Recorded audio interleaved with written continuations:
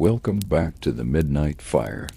Tonight we delve into a story that blurs the line between forgotten relics and the terrifying unknown. It's a tale about a mirror, not just any mirror, but one that held a secret far darker than any reflection. This is the story of the mirror that records your dreams. Our story begins with Alex, a graphic designer with a penchant for all things vintage. His apartment was a carefully curated collection of mid-century furniture, antique lamps, and retro posters. He loved the idea that every object had a history, a life before it came to him. So when he stumbled upon an ornate, full-length mirror in a dusty corner of a forgotten antique shop, he knew he had to have it. The frame was heavy, dark wood, intricately carved with swirling patterns that seemed to draw you in. The glass itself was thick, slightly warped at the edges, giving it an ethereal, almost liquid quality. The shop owner, a frail old man with eyes that had seen a century pass, gave him an odd look. "That one's been here a while," he'd mumbled. "Found it in an old estate. They said it remembers things." Alex just smiled, chalking it up to a salesman's romantic tale. He paid the modest price and wrestled the heavy mirror back to his apartment. He placed it in his bedroom, directly opposite his bed. It was the perfect spot. The mirror made the room feel larger, and its vintage charm completed the aesthetic he was going for. For the first few nights, everything was normal. Alex would get ready for bed, catch his reflection in the old glass, and think nothing more of it. But then he started having the dreams, or rather the lack of them. He'd wake up feeling exhausted, as if he hadn't slept a wink, yet he couldn't recall a single dream. His body ached, and a strange, unshakable feeling of being watched lingered with him throughout the day. He started noticing odd things. A book he left on his knitstand would be on the floor. The closet door he always shut would be slightly ajar. He blamed it on stress, on his own forgetfulness in his sleep-deprived state. One day, while cleaning the mirror, he noticed something strange about the frame. Tucked away within the intricate carvings near the base was a tiny, almost invisible switch, and next to it a small, dark lens, no bigger than a pinhead. Curiosity piqued. Alex flicked the switch. Nothing happened. He examined it closer, finding a hidden slot on the side. It looked like it was for some kind of old memory card, a format he hadn't seen in years. Being a bit of a tech hoarder, he rummaged through a box of old gadgets and, to his surprise, found a card that fit. He inserted it, flicked the switch again, and this time a tiny blue light blinked once before going dark. He left it half convinced it was just a defunct, quirky feature of a bygone era. A week passed. The exhaustion grew worse. The feeling of being watched in his own bedroom became so intense that he started having trouble falling asleep. He felt a constant, low-level dread that he couldn't explain. Finally, driven by a mix of desperation and curiosity, he remembered the mirror. He ejected the memory card and, after another long search, found an old card reader that could connect to his laptop. He plugged it in. A single video file appeared on his screen, labeled with the date from a week ago. His heart started to pound. He double-clicked. The video began. The quality was grainy, almost like an old security camera, with a slight fisheye distortion. The view was from the mirror, looking directly at his bed. He watched himself get into bed, toss and turn for a while, and finally fall asleep.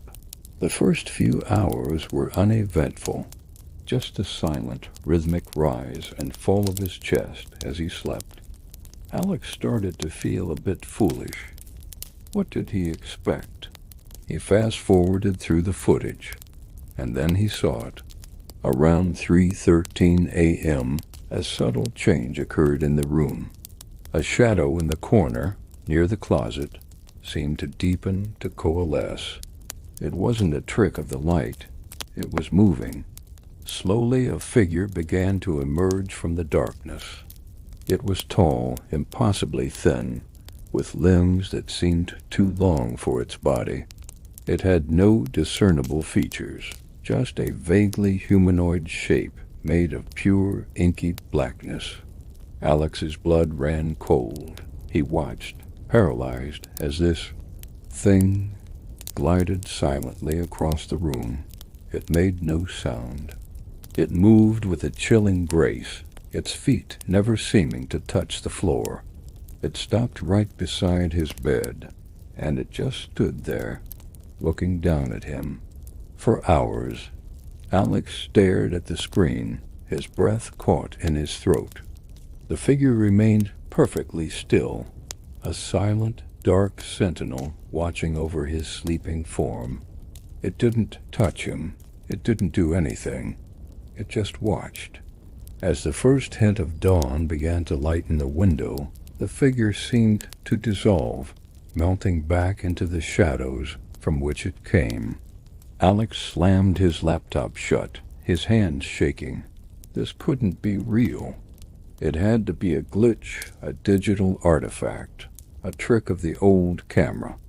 He had to be sure. That night, he set up his own high-definition camera on his dresser, also pointed at the bed. He sensed its clock with the mirrors. He barely slept, his eyes darting towards the corner of the room, his ears straining for any sound. Morning came, and he rushed to check the footage. He first played the video from his own camera. Nothing. Just 10 hours of him sleeping restlessly. A wave of relief washed over him. It was a glitch. He was just scaring himself. Then, with a knot of dread still tight in his stomach, he put the mirror's memory card into his laptop. He opened the new file. The footage was the same as before. Grainy, distorted. He watched himself sleep. And then, at 3:13 a.m., it happened again. The dark figure emerged from the corner. It glided to his bedside. It stood there, watching. He paused the mirror's footage at the exact moment the figure was standing beside his bed. Then he opened the footage from his own camera, from the exact same time stamp. On his modern high-def camera, there was nothing there, just him, alone in his bed. The space where the figure should have been was empty. Alex felt a scream building in his chest. The thing wasn't in the room. It was in the mirror. Or rather, only the mirror could see it. The old shopkeeper's words echoed in his mind. It remembers things. It wasn't remembering. It was recording. It was showing a reality that existed just beyond his perception. This thing, this entity, was really there, in his room, every single night. He just couldn't see it. Panic set in. Alex grabbed a heavy blanket and threw it over the mirror, his heart hammering against his ribs. He couldn't stand the thought of that ornate frame in his room for another second. He didn't want to break it. Some primal fear told him that would be a very bad idea. He just wanted it gone.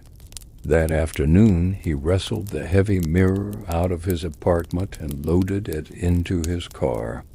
He drove for hours, not stopping until he was deep in the countryside, miles from anyone.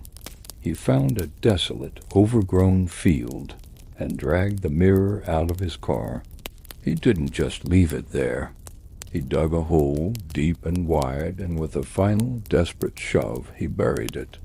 He buried the ornate frame, the warped glass, and the terrible secret it held. When he got back to his apartment, the air felt lighter. The oppressive sense of being watched was gone. That night, for the first time in weeks, he slept soundly. And he dreamed. The nightmares were gone. Alex never went back to that field. He doesn't know if the mirror is still there, buried beneath the earth. He doesn't know what that figure was or what it wanted. Was it a spirit tied to the mirror? A dimensional echo? Or something else entirely? He only knows that some objects hold more than just history. They hold secrets. And sometimes those secrets are watching you while you sleep. The story of Alex and the dream recording mirror serves as a chilling reminder. Be careful what you bring into your home. You never know what might be reflected back at you when you're not looking. Thanks for joining us at the Midnight Fire. Turn on your notifications so you don't miss our next descent into the unknown. Until next time, sleep tight.